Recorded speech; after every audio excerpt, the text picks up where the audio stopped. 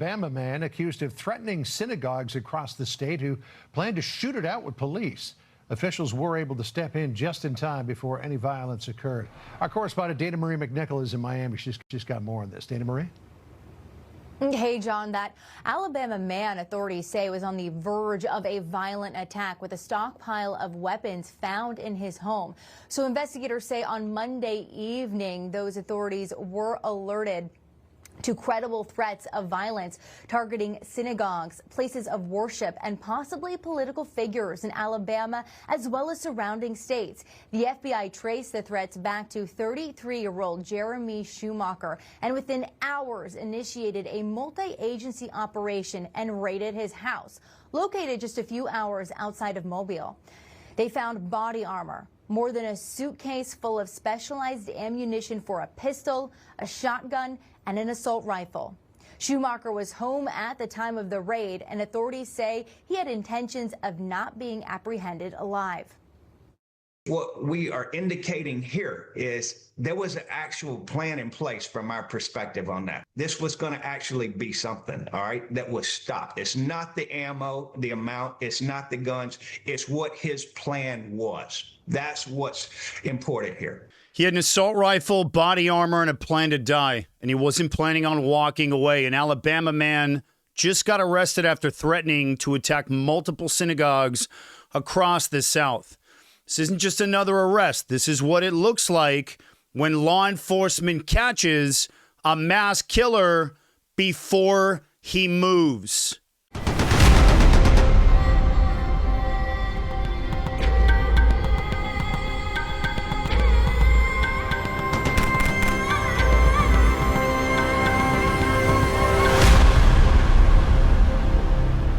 "33-year-old Jeremy Wayne Shoemaker from Needham, Alabama, was taken into custody after authorities intercepted credible threats to attack several synagogues in Alabama and neighboring states. And when deputies moved in, they found everything ready for a total attack, for war. Brand new AR-style assault rifle, extended magazines already loaded, a suitcase full of ammunition and body armor. And according to the Clarke County Sheriff's Office, he did not plan on being taken alive. Think about that. He had already accepted his death. He was ready to shoot it out with police and die in the process. That's not some kind of bluster. That's operational intent. That's how we look at that from the counterterrorism side. And when the team of deputies and other agents rolled up, he was armored and waiting. And a few seconds slower, and this would have been another potential small-town massacre. But they moved in first, and that's what saved lives. Incredible professionalism here with this high-risk warrant that was served. I want to talk about some intent here from the law enforcement side. That phrase, not being taken alive, is everything to me. And that's the psychological switch that we see right before violence, or right before that outward turn to violence. And I want to say this, every lone actor that we've studied, that I've studied, from Buffalo to the Poway shooter, to the recent Pittsburgh shooter a couple years ago, to Allen, Texas, hits the same final stage. And what I mean by that is they reach a point where they've turned their grievance into the actual mission. And they've made peace with death. It's a ton of suicide ideation in this lone wolf world. And once that happens, they start to rehearse it. That's when they record the manifesto. They test their gear. They choose a date. The posting starts to get more frenetic online. And that's that point where the ideology fuses with what we call despair, that ideological despair, that grievance despair. And that's where hate meets that hopelessness, and it always leaks online first, no matter what. And that's the moment when that detection matters most. I want to talk about the threat landscape. This isn't happening, and these aren't happening in isolation. And since October 7th, the FBI and the Department of Homeland Security have been warning that the United States is facing the highest levels of anti-Semitic threats in modern history. Over 3,000 threats to Jewish institutions have been logged in the last year alone. But these attacks, they don't start at these rallies that you guys are seeing out there, or these idiotic protests, these left-wing radical protests. They start online. They start in the forums, start in the private chats, and in the comment threads where hate and self-destruction, that's where they collide. That's where that radicalization happens now. And that's the same hate that's being spiked, those comment sections, that rage, that algorithm rewards it. And how do they trigger that reward? America's enemies are spiking that comment section, flooding it with thousands of bots from thousands of chat bot rooms, farming and dumping comments to spike those algorithms. And that's what's pulling apart the United States and the Western world. This is how America's enemies are able to fire shots into the United States. It's called subversion, and not one boot has to touch the ground here. Not one round needs to be fired. It's all digital, and it's all of these kids and Americans on their phones, which they are highly addicted to, being fed what America's adversaries want to feed them. And so from Alabama to New York to LA here, the pattern is the same. An isolated male, delusioned, angry, already fantasizing about violence, and seeking identity in that hate. And then one day, he posts something final. You ready for it? I'm not going to be taken alive. And there you have it. That is the pattern.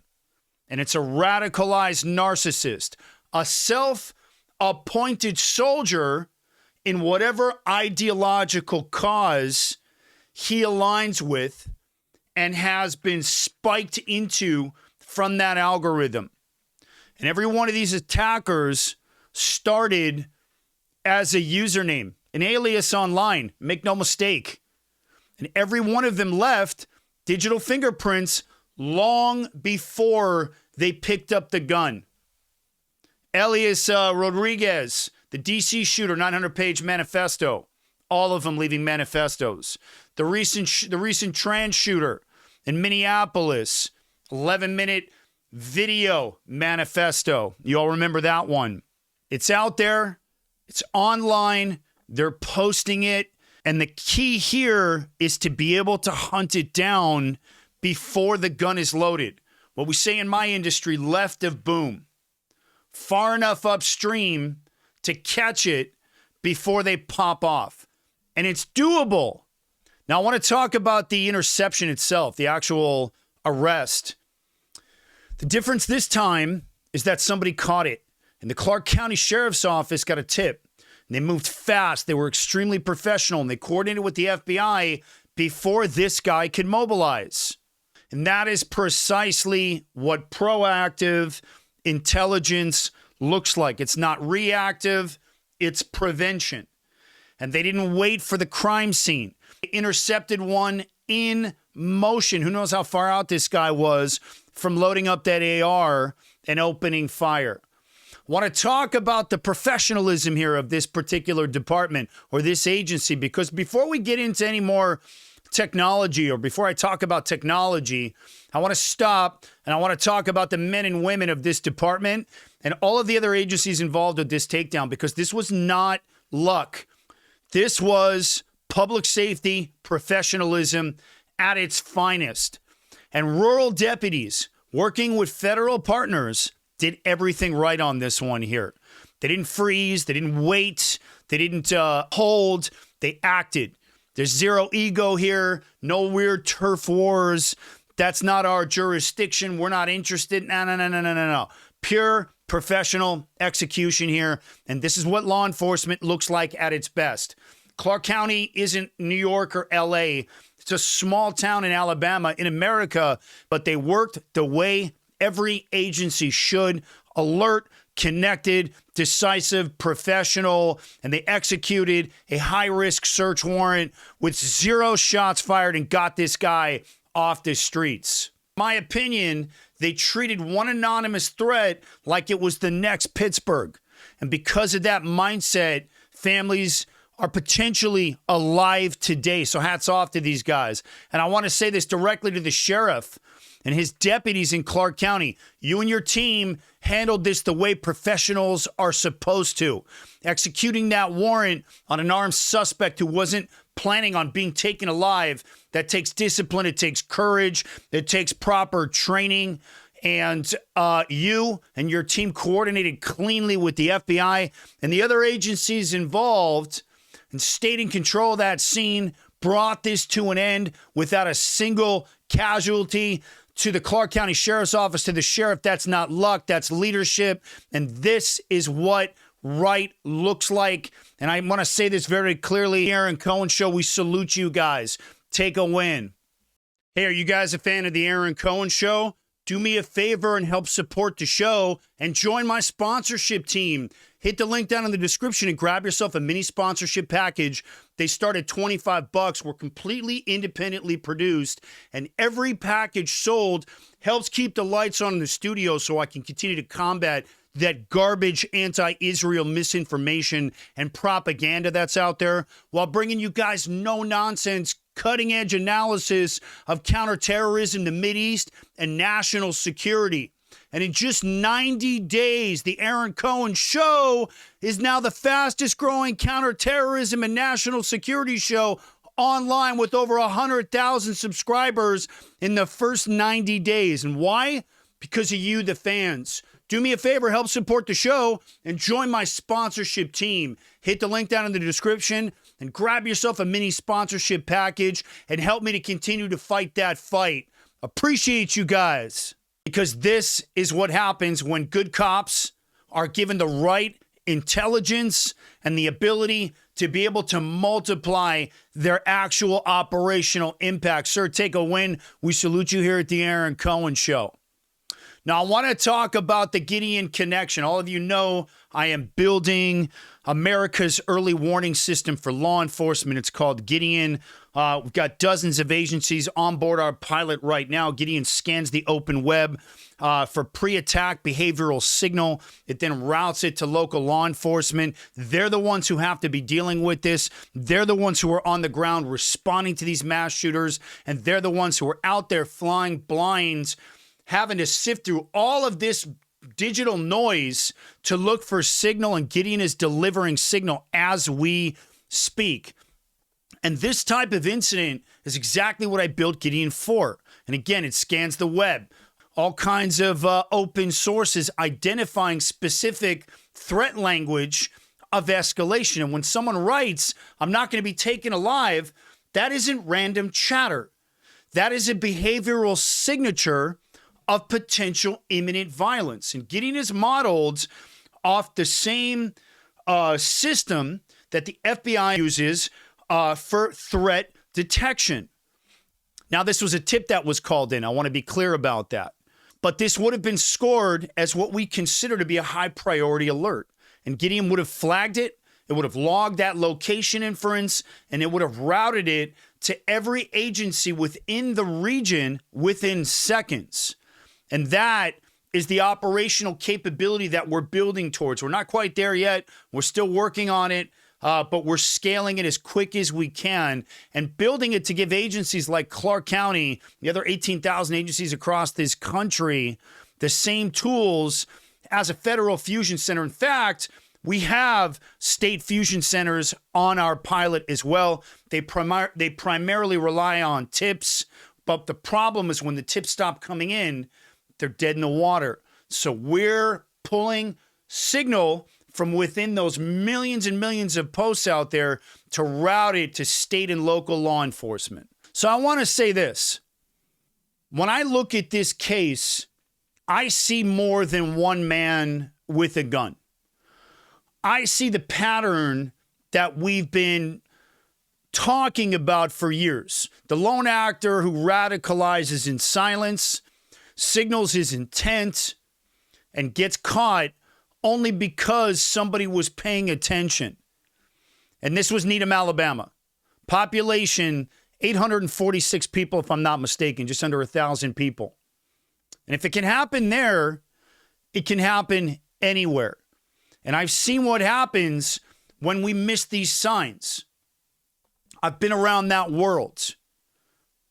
And law enforcement needs those tools that think faster than the threat, that can keep up with the amount of digital chatter that's out there. That's what I built here. Because the next attacker is already online. He's already posting and he's already rehearsing. The question is, will we see him before it's too late? Chiefs, if you're out there, get in touch with me. Prevention is the key here.